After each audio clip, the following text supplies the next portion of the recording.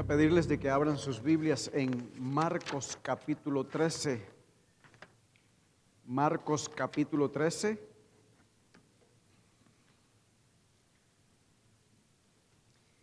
Marcos capítulo 13.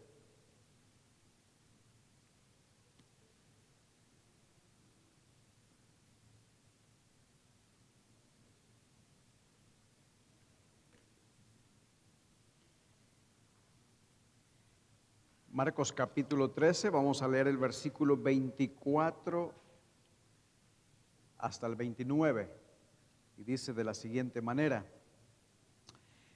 Pero en aquellos días, después de aquella tribulación, el sol se oscurecerá y la luna no dará su resplandor, y las estrellas caerán del cielo, y las potencias que están en los cielos serán conmovidas. Entonces verán al Hijo del Hombre que vendrá en las nubes con gran poder y gloria. Y entonces enviará a sus ángeles y juntará a sus escogidos desde los cuatro vientos, desde el extremo de la tierra hasta el extremo del cielo. De la higuera aprended la parábola: cuando ya su rama está tierna y brotan las hojas, sabéis que el verano está cerca. Así también vosotros, cuando veáis que suceden estas cosas, conoced que está cerca a las puertas. Muy bien, hermanos, hemos estado enseñando sobre este capítulo 13 de Marcos, que nos habla específicamente de los eventos del porvenir, eventos que tienen que ver con el futuro. A esto, como dijimos el domingo pasado, se le conoce como la doctrina de la escatología. Tiene que ver con eventos relacionados a las últimas cosas. En Marcos capítulo 13, Jesús había estado con sus discípulos en el templo, a lo cual uno de ellos llama la atención sobre la gloria de los edificios, en específico del templo de Jerusalén, esas enormes piedras. Su magnífica belleza lo lleva a preguntar al Señor Jesús acerca de ese lugar, y la pregunta se recoge de una manera más precisa en el Evangelio de Mateo, y ellos le preguntan a Cristo lo siguiente: ¿cuándo sucederán estas cosas? ¿Qué señales iban a haber de su venida y del fin del siglo? Y cuando Cristo responde a esa pregunta, Él habla del gran juicio que vendría sobre la nación de Israel. El Señor les dice: mira, os digo que no quedará piedra sobre piedra que no sea derribada de ese edificio. Les habla de que vendrá un juicio. Dijimos que ese juicio tuvo cumplimiento en el año 70, cuando los romanos saquearon Jerusalén, arrasaron el templo. El Señor Jesús les dice de que habría una devastación como nunca antes había sido anunciada, la cual se conoce como la gran tribulación. El libro de Lucas lo menciona como una gran calamidad.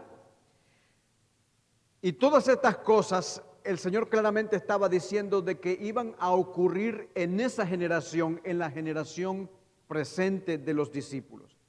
Pero a la misma vez, en ese mismo mensaje, Cristo está combinando una serie de eventos, de juicios que se relacionan también con su segunda venida y el fin del mundo.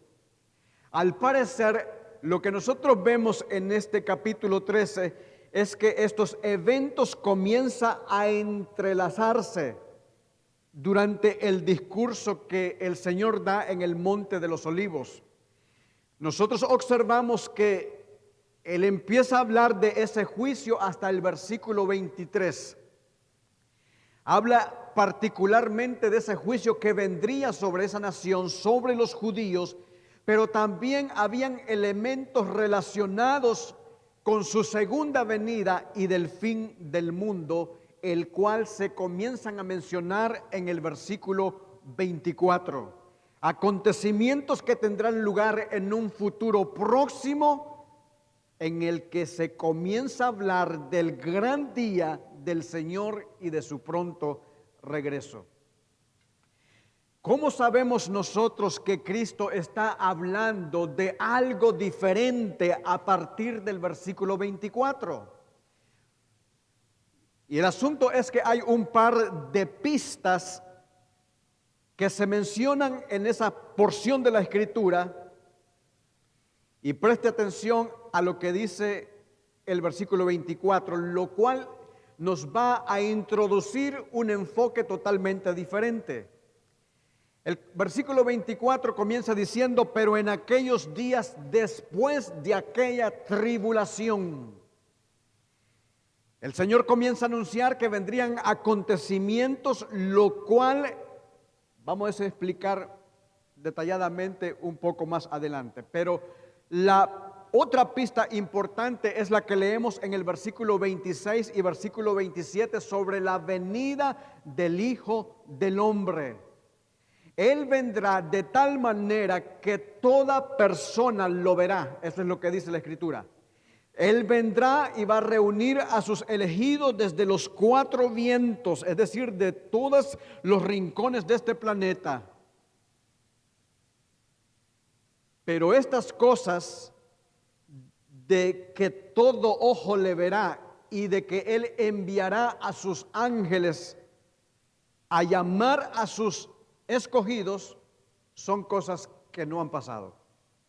Son cosas que no se dieron en ese momento de la tribulación en el año 70 después de Cristo. Todavía no han ocurrido esos eventos, sino que son eventos que se relacionan con el futuro, y reconocer estas cosas nos va a dar una perspectiva adecuada para entrar en el versículo 24. Teniendo esto en mente, el versículo 24 dice así: pero en aquellos días, después de aquella tribulación, el sol se oscurecerá y la luna no dará su resplandor. Verso 25. Y las estrellas caerán del cielo y las potencias que están en los cielos serán conmovidas. El Señor comienza a anunciar que en algún tiempo después del juicio local, de ese juicio local que había ocurrido en Jerusalén, vendrían otras señales en un tiempo no determinado, en un tiempo no especificado, porque como ya dijimos el domingo pasado, lo que ocurrió en Jerusalén fue un juicio local.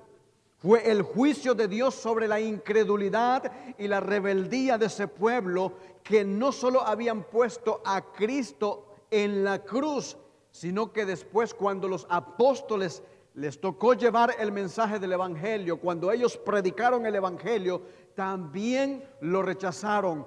No se arrepintieron de sus pecados ni creyeron en el Salvador. Por eso vino el juicio, fue un juicio local sobre su pueblo.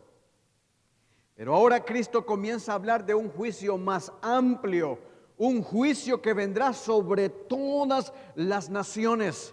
Un juicio que se describe como universal, donde habrá señales en el sol, la luna y las estrellas, donde las potencias de los cielos serán conmovidas.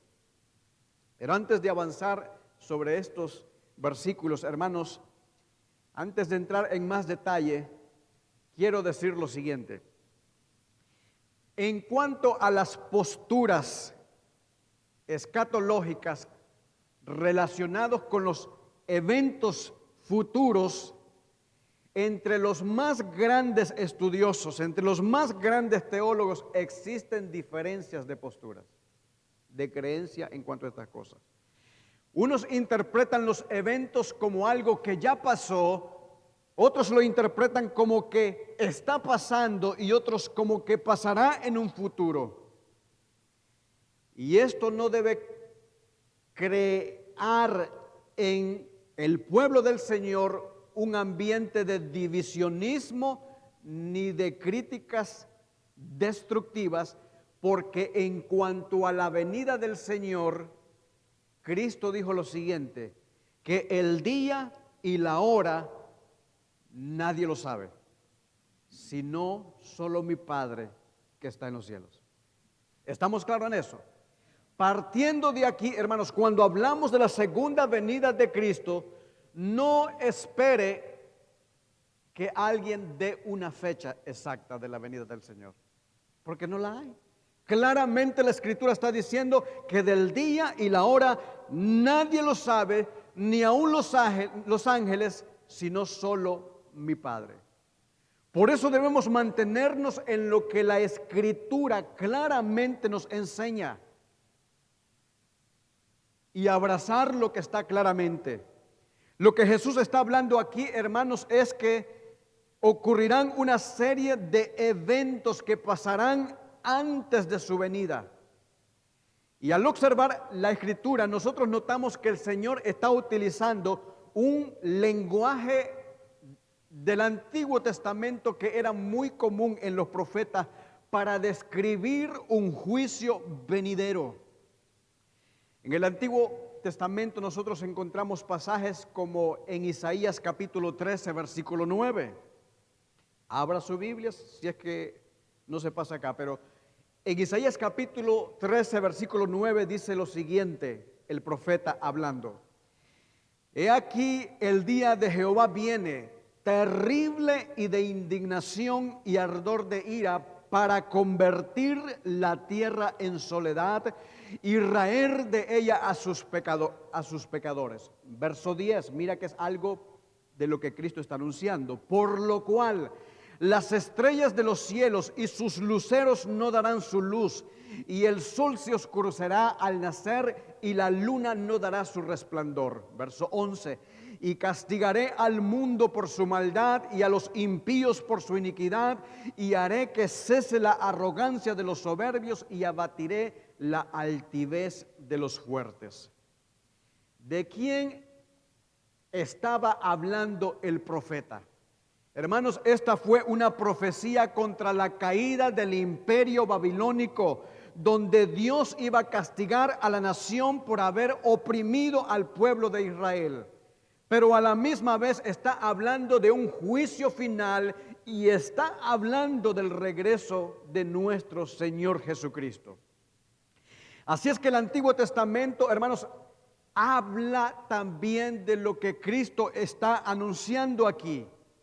Cuando suceden cosas en el cielo, cuando se describe al sol, la luna y las estrellas, es una señal de que Dios está a punto de juzgar a una nación.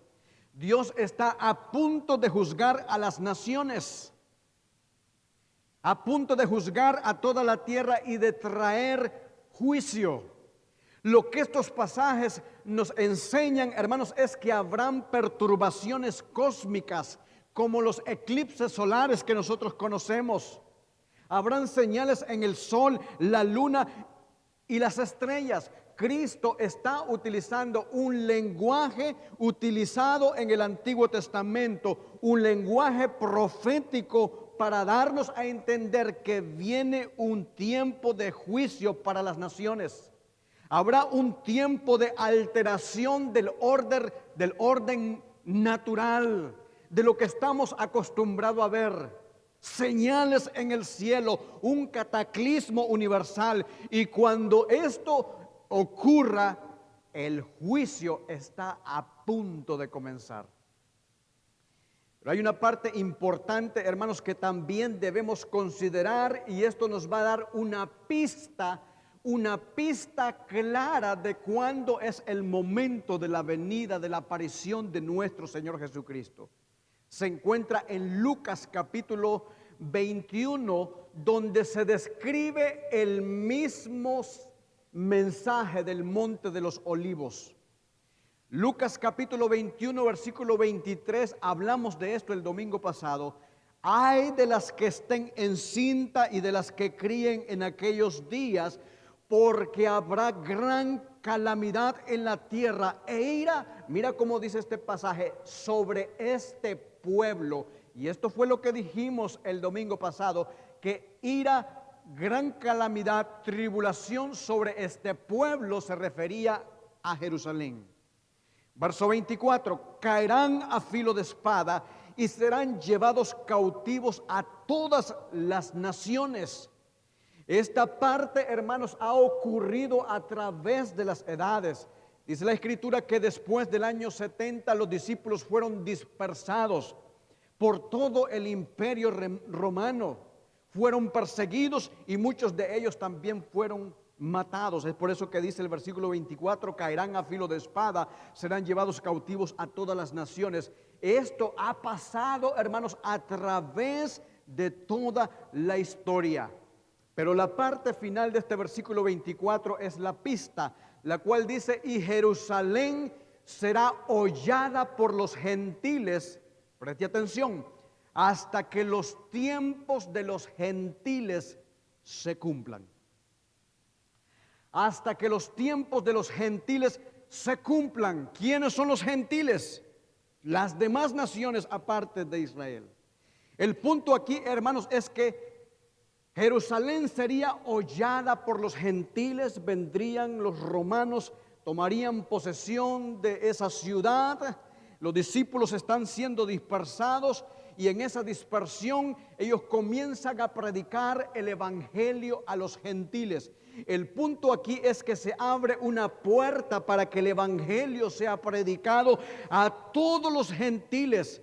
Escuche esto, desde la primera venida de Cristo, como dice el versículo, hasta que el tiempo de los gentiles se cumpla, justo antes del tiempo de su segunda venida. ¿Ven el asunto? Ahorita nosotros estamos en ese tiempo, en el tiempo de los gentiles, donde la palabra de Dios se le está predicando a toda tribu, nación y lengua, y Dios está sacando, levantando un pueblo para su gloria. Y cuando ese tiempo de los gentiles se cumpla, entonces aparecerá la venida del Hijo del Hombre. Eso es lo que dice Lucas 21, versículo 25. Entonces, cuando el tiempo de los gentiles se cumpla, mira lo que dice Lucas, entonces habrá señales en el sol, la luna y las estrellas, y en la tierra angustia de las gentes confundidas por causa del bramido del mar y de las olas. Calamidades, señales.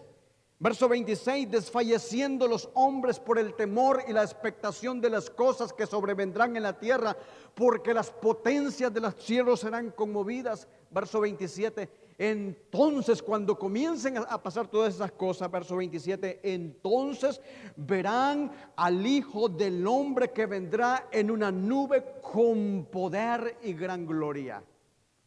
Cuando estas cosas comiencen a suceder, dice el versículo 28, erguíos, levantad vuestra cabeza, porque vuestra redención está cerca. ¿Ven el asunto, hermanos?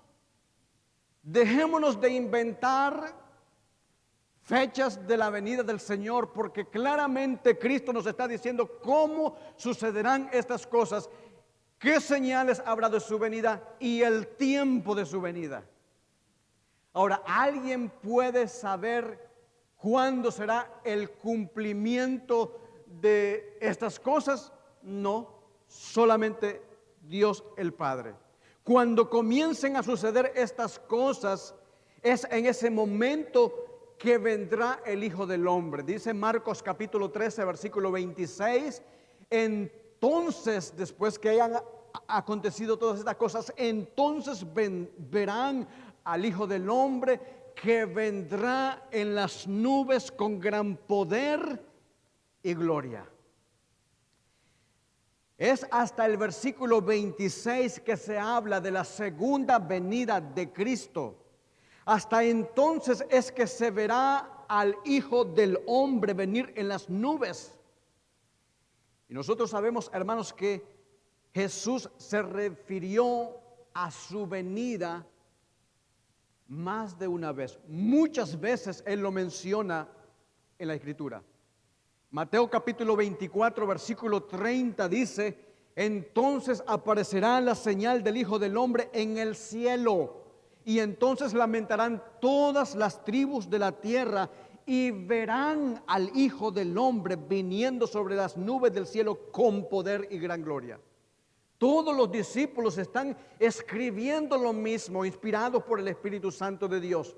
Ellos están recolectando lo que Cristo habló en cuanto a la segunda venida de Cristo. Mateo capítulo 26, versículo 64, Jesús dijo lo siguiente: que desde ahora veréis al Hijo del Hombre sentado a la diestra del poder de Dios y viniendo sobre las nubes, anunciando la forma en que Él vendría. Allá en Juan capítulo 14, versículo 3, el Señor le dijo a sus discípulos: si me fuere yo y os preparare lugar, Él dice, vendré otra vez. O sea que sí, Cristo viene, Él lo ha prometido. Tenemos una seguridad de que Cristo viene por segunda vez. Es una realidad, no la podemos negar. Ahora, cuando Él viene, no lo sabemos con exactitud, pero de que viene, Él viene. Y no solamente en el Antiguo Testamento, en el Nuevo Testamento, hermanos, Cristo habló de estas cosas, pero los profetas también, como por ejemplo Daniel. Daniel capítulo 7, versículo 13, habla de esa expresión del Hijo del Hombre, porque se menciona allí que el que viene es el Hijo del Hombre, haciendo referencia a Jesús.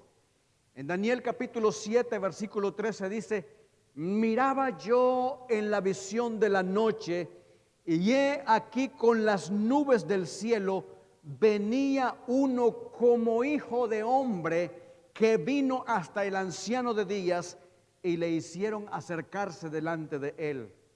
Verso 14, mira lo que pasa con la venida de nuestro Señor Jesucristo. Y le fue dado dominio, gloria y reino, para que todos los pueblos, naciones y lengua le sirvieran. Mire lo extenso de su reinado.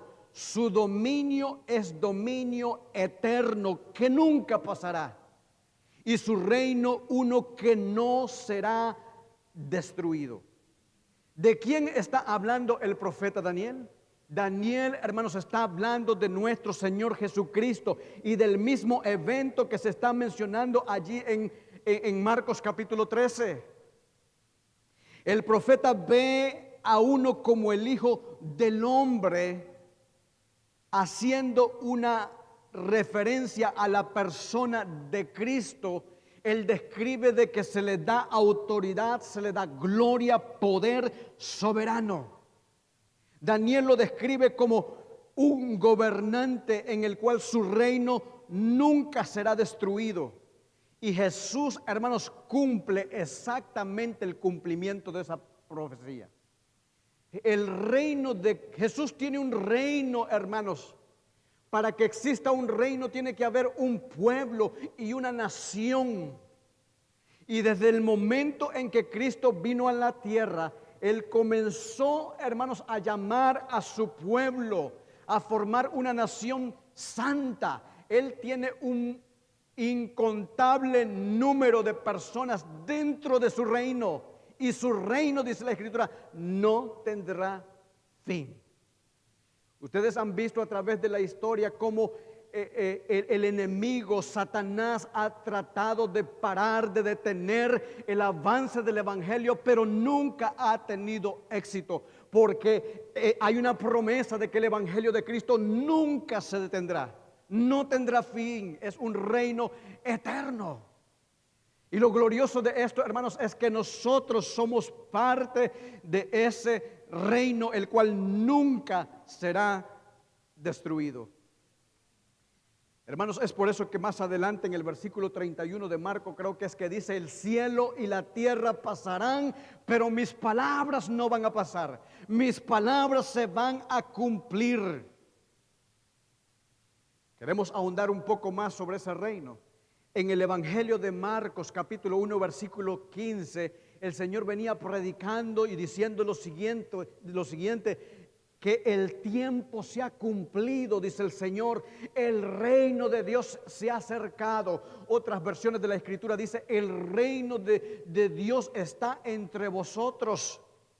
De hecho, Lucas capítulo 17, verso 21 dice que el reino de Dios está entre vosotros, dentro del pueblo de Dios. ¿Qué es lo que vemos aquí, hermanos? Es Dios el Padre dándole a Cristo dominio, gloria, un reino que no sería destruido, y los profetas anunciaron que vendría con gran poder y gloria, aparecería en las nubes, vendrá con la autoridad de juzgar, vendrá con fuerza para ejecutar un juicio, y todo eso será para su propia gloria. El pasaje dice que verán al Hijo del Hombre. Por allí, hermanos, hay una doctrina, yo espero que, hermanos, que usted pueda entender esto, y esto no debe dividirnos, como dije al principio. Se habla de un rapto secreto. La Biblia claramente habla aquí que verán al Hijo del Hombre. El mundo entero verá al Hijo del Hombre viniendo con poder para juzgar, y lo verán llevando a cabo su juicio. Mis amados hermanos, su venida no es secreta. Dios hará pública su venida para que el mundo entero lo vea, y esto será para la gloria de Cristo. Los ángeles también hablaron específicamente de ese acontecimiento. Hechos capítulo 1, versículos 9 y 10. En el momento de la ascensión de Jesús, Hechos 1, versículos 9 y 10 dice: y habiendo dicho estas cosas, viéndolo ellos, fue alzado y le recibió una nube que le ocultó de sus ojos. Verso 10. Y estando ellos con los ojos puestos en el cielo, entre tanto que él se iba, he aquí se pusieron junto a ellos dos varones con vestiduras blancas, verso 11, los cuales también le dijeron: varones Galileos, ¿por qué estáis mirando al cielo? Este mismo Jesús que ha sido tomado de vosotros al cielo, así vendrá como le habéis visto ir. ¿Ven, hermanos? ¿Cómo viene Jesús?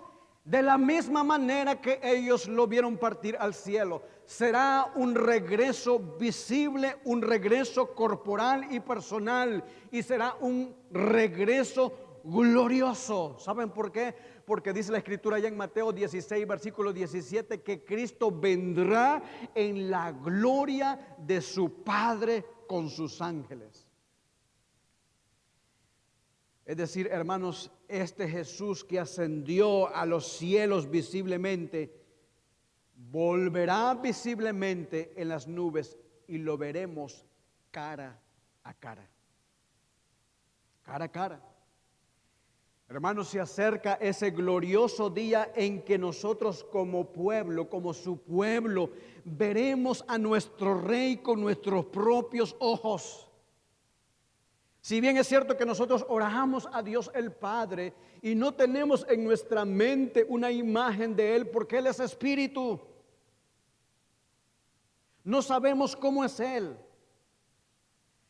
Sin embargo, Dios envió a su Hijo amado al mundo para que conociera parte de la gloria de ese Dios, para que su pueblo, para que su nación reconociera en gran manera una parte de la gloria de Dios. Por eso es que dice Colosenses de que Cristo es la imagen del Dios Altísimo.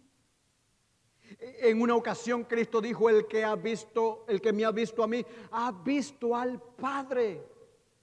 Pero aún así, hermanos, nosotros nunca hemos visto a Jesús físicamente, no sabemos cómo es Él, pero llegará ese momento glorioso cuando le veremos cara a cara, dice la Escritura, todo ojo le verá. Y su pueblo redimido le verá como nuestro Rey, con nuestros propios ojos, no como un simple hombre, sino como el Dios, en toda su gloria y majestad, tal como Él es. Su gloriosa venida, hermanos, será visible para todos. Es lo que dice Apocalipsis capítulo 1, versículo 7. Juan escribe, mira, dice él, viene con las nubes y todo ojo le verá. No es algo secreto, todo ojo le verá. El domingo pasado leíamos un pasaje allá en Primera de Tesalonicenses capítulo 4, versículo 16, donde dice el apóstol Pablo, porque el Señor mismo con voz de mando, con voz de arcángel y con trompeta de Dios descenderá del cielo. Él descenderá del cielo. Esto nos lleva a pensar, hermanos, que el regreso de Cristo no es en una forma secreta, sino que su regreso es claro y anunciado de tal manera que todos sabrán de que Jesús ha regresado, y será un regreso apropiado para el Rey de Reyes y Señor de Señores, como nunca antes visto. Veremos al Hijo de Dios, a Jesús, a ese Hijo del Hombre venir físicamente en el cielo. Y cuando eso esté pasando durante ese mismo minuto, en ese mismo instante, mira lo que dice el Señor en el versículo 27, Marcos 13, 27. Y entonces enviará sus ángeles y juntará a sus escogidos desde los cuatro vientos, desde el extremo de la tierra hasta el extremo del cielo. Es en ese tiempo, hermanos, donde Dios ya ha cumplido ese llamamiento para todas las naciones. Es ese tiempo donde Dios ha terminado de convertir a su pueblo de todas las naciones, tribus y lenguas. Aún en este tiempo convirtiendo también a muchos judíos para hacer de ambos pueblos, judíos y gentiles, un solo pueblo, el cual es la iglesia, lo cual están esparcidos en todo el mundo. Y dice el pasaje que Dios entonces enviará a sus ángeles a juntar a ese pueblo. Va a llamar a los verdaderos santos que viven en la tierra, aquellos que han muerto y ahora moran espiritualmente en la presencia del Señor. A todos los juntará desde los cuatro vientos. Leíamos ahí en Primera de Tesalonicenses capítulo 4, verso 13. Dice el apóstol, no quiero que ignoren estas cosas acerca de los que duermen. Está hablando acerca de aquellas personas que han partido a la presencia de Dios, para que no os entristezcáis como los otros que no tienen esperanza. Mira lo que dice. Y esos otros que no tienen esperanza, hermanos, son los que rechazaron a Cristo. El versículo dice, porque si creemos que Jesús murió y resucitó, así también traerá Dios con Jesús a los que durmieron en él. Resucitará a aquellos creyentes que fallecieron, Él los resucitará. Verso 15, por lo cual decimos esto en palabras del Señor, que nosotros que vivimos, que habremos quedado hasta la venida del Señor, no precederemos a los que durmieron. Puede, hermanos, y gloria a Dios, esa generación que esté viviendo cuando el Señor venga en su segunda venida. Porque está diciendo allí, nosotros que vivimos, que habremos quedado hasta la venida del Señor, no precederemos a los que durmieron. Verso 16, porque el Señor mismo con voz de mando, con voz de arcángel y con trompeta de Dios, mira lo que dice, descenderán del cielo y los muertos en Cristo resucitarán primero. Verso 17, luego nosotros los que vivamos, los que hayamos quedado, seremos arrebatados juntamente con ellos en las nubes. Está hablando del mismo evento de la segunda venida de Cristo, para recibir al Señor en el aire, y así estaremos con el Señor siempre. El pasaje no dice, hermanos, que vamos a estar allá arriba 7 años, que luego venimos y que pasamos. No, dice que vamos a estar con el Señor siempre.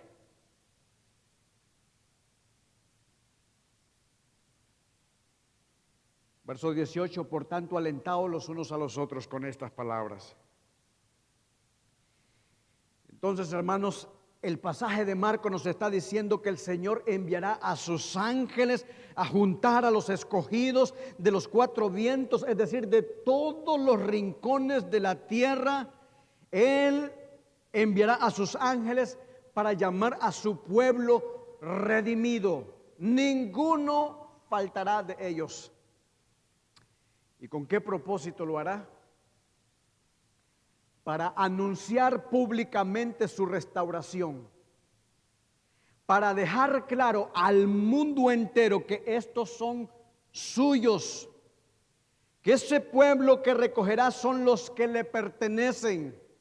En ese día Él será el dueño de todos ellos ante el mundo.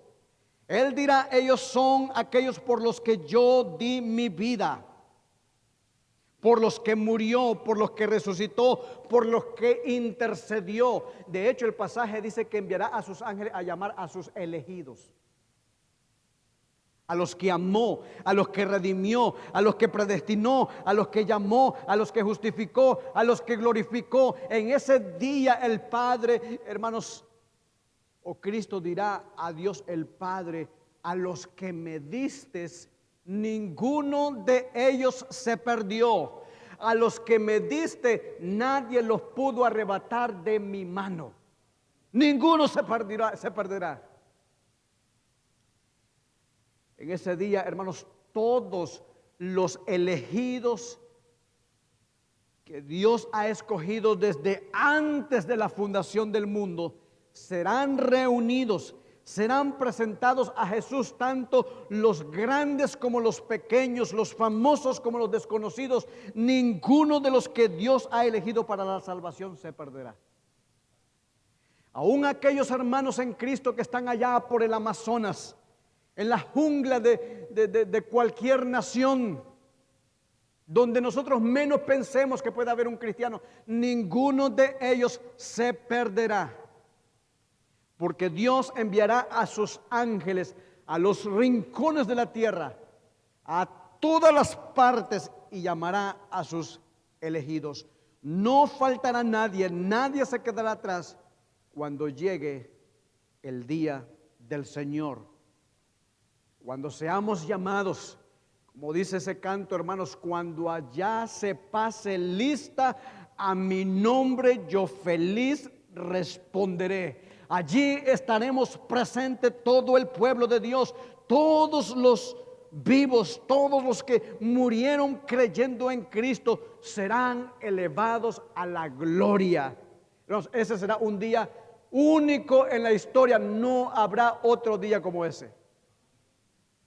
El día del Señor, donde Él recibe gloria, honra por todo lo que Él hizo. Mira lo que dice Isaías capítulo 43, versículo del 5 al 7, el profeta alentando a su pueblo. Isaías 43, versos 5 al 7 dice: no teman, porque yo estoy con ustedes. Traeré a sus hijos del oriente y los reuniré desde el occidente. Diré al norte, entregadlos, y al sur, no los retengáis. Traed a mis hijos desde lejos y a mis hijas desde los confines de la tierra. A todos los que son llamados por mi nombre, a los que he creado para mi gloria, los he formado. Yo los hice. Ninguno de ellos faltará. Y estas no solo son palabras para el pueblo de Dios en el Antiguo Testamento, es la promesa del Redentor de Dios a todo su pueblo elegido en todo el mundo y a través de la historia de la humanidad. Todos estaremos allí reunidos. Los ángeles de Dios no buscarán en vano, porque esa promesa está allí. Ninguno faltará. Es por eso que Juan en el capítulo 14, versículo 1 al 3 dice lo siguiente, Juan el apóstol: no se turbe vuestro corazón, porque ellos estaban un poco temerosos que Cristo se iba a ir. Y Él les dice: no se turbe vuestro corazón, creed en Dios, creed también en mí. Verso 2, en la casa de mi Padre muchas moradas hay. Si así no fuera, yo os lo hubiera dicho antes. Voy pues a preparar lugar para vosotros. Y si me fuere y os prepararé lugar, vendré otra vez, la segunda venida de Cristo, y os tomaré a mí mismo, para que donde yo esté, vosotros también estéis. Hermanos, y qué consuelo tener esa esperanza. Nuestro Señor Jesús nos dice que podemos estar seguros de que viene un gran día para nosotros si nos aferramos a Él con fe. Podemos estar seguros de que se acerca nuestro día de redención. Ese día del Señor, hermanos, no es un día de preocupación, no es un día de ansiedad para nosotros, porque si estamos descansando y confiando en Cristo, no tenemos que tener miedo de ese gran día cuando Él venga por su pueblo. ¿Sabe por qué? Porque Él dirá lo siguiente: este es mío. Él o ella era una persona pecadora, pero yo viví una vida perfecta en su lugar. Yo morí por sus pecados, yo pagué un precio por ellos. Ahora tal persona es heredera de la vida eterna. Y con esa esperanza en nosotros, ahora podemos experimentar, hermanos, el comienzo de esa alegría eterna. Pero ¿cómo podemos entonces nosotros prepararnos para ese momento? Mira lo que dice el versículo 28, Marcos 13, 28. De la higuera aprended. De la higuera aprended la parábola. Cuando ya su rama esté tierna y brotan las hojas, sabéis que el verano está cerca. Muchos hombres han dicho: oh, la higuera representa a Israel. No, eso no está diciendo aquí el texto. El Señor está trayendo un ejemplo de la naturaleza misma para que nos preparemos para cuando Él venga. De la higuera aprended. De un árbol está hablando, no de una nación. De la higuera aprended la parábola. Cuando ya su rama está tierna y brotan las hojas, sabéis que el verano está cerca. Y nosotros aquí sabemos lo que eso significa. En el otoño, hermanos, aquí los árboles pierden todas sus hojas. Termina el otoño, comienzan a florecer, las hojas a salir. Y eso es una indicación de que la primavera está cerca, el verano se acerca. Del mismo modo, el Señor está diciendo con esta ilustración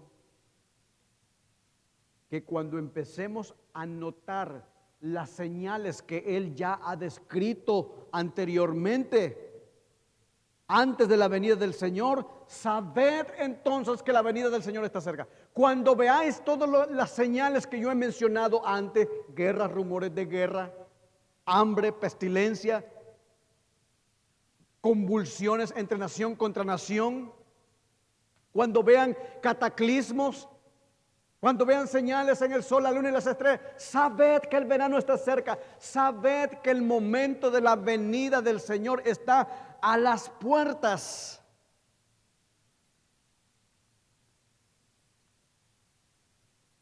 Y eso es lo que dice el versículo 29 claramente, Marcos 13, 29.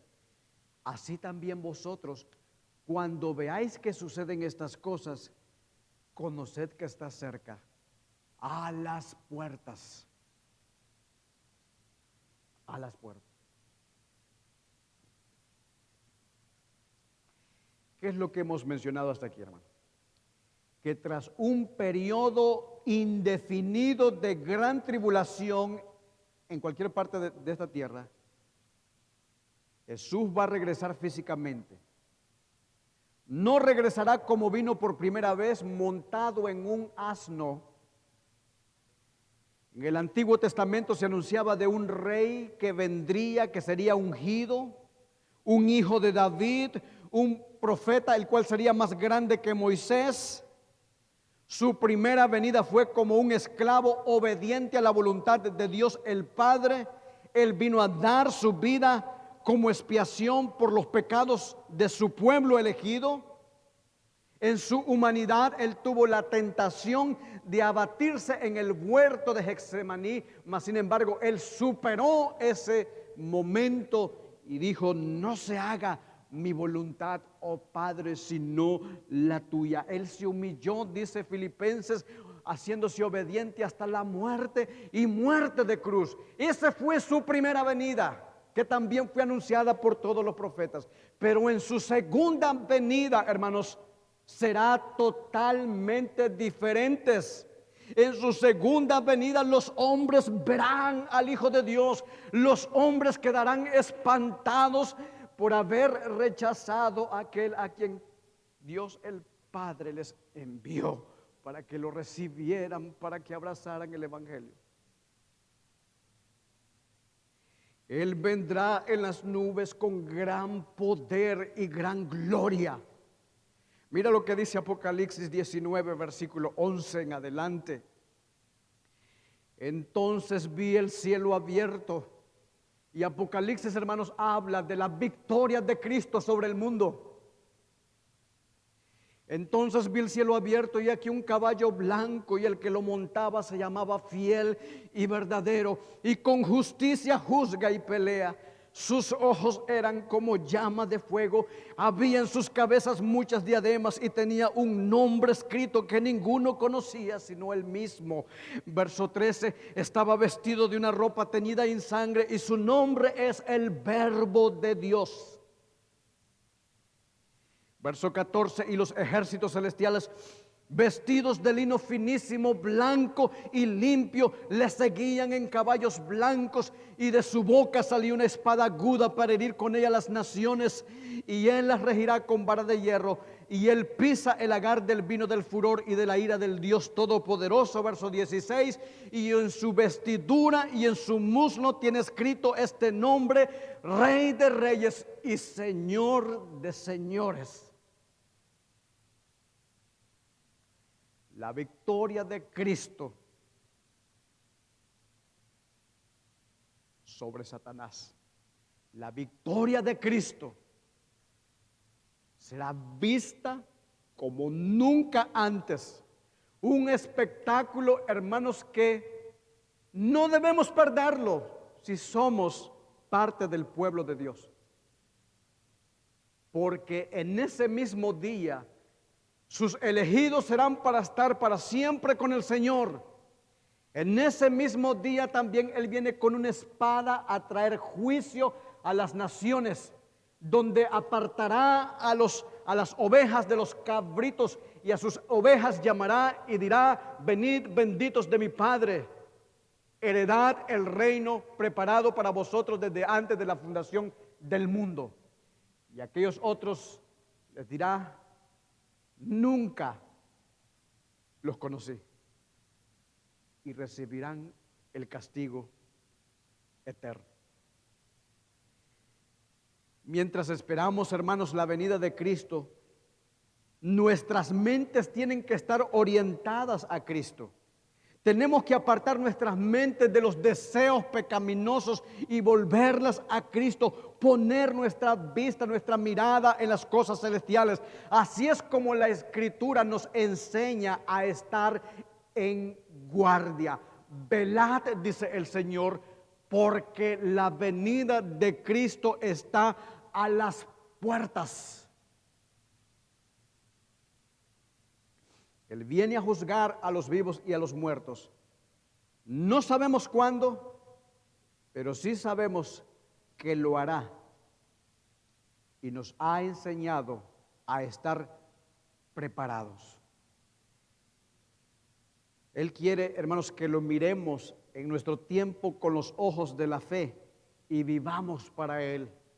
siguiendo su palabra.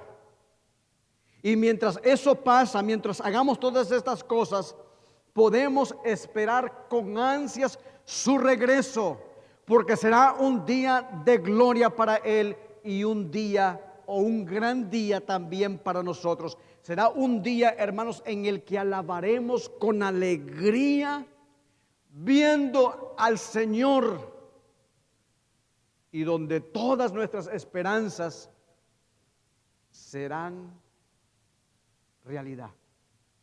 Es por eso que Juan, el que escribe el libro de Apocalipsis, teniendo esta esperanza en él, ¿sabe qué decía él?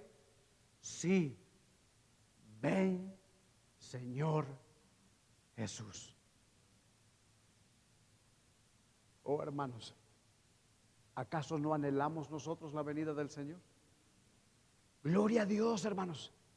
Allí se acabará todas nuestras pruebas, sufrimientos, tristeza, dolor, angustia, todo se acabará, porque en Cristo estaremos completos.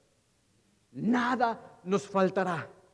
El Señor enjugará toda lágrima de nuestros ojos. No tendremos memoria de las cosas del pasado, porque seremos transformados, y con solo contemplar y ver el rostro de Dios, no tendremos tiempo para pensar de las cosas del pasado. Vale la pena, hermanos, santificarse, servir y vivir en espera de ese gran día. Como en otras partes de la Escritura dice el Señor: bienaventurados aquellos que cuando Él venga los encuentre trabajando, haciendo la obra que Él nos ha llamado a hacer. Padre nuestro.